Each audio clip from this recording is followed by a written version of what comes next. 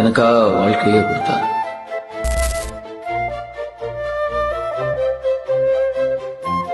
அதனால அவளுக்காக என் வாழ்க்கையை மாத்திக்கிறது நான் முடிவு பண்ணேன்.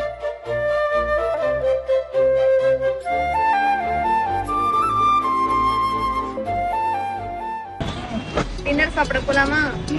இனிமே எல்லாம் நீதான், நீ மட்டும்தான்.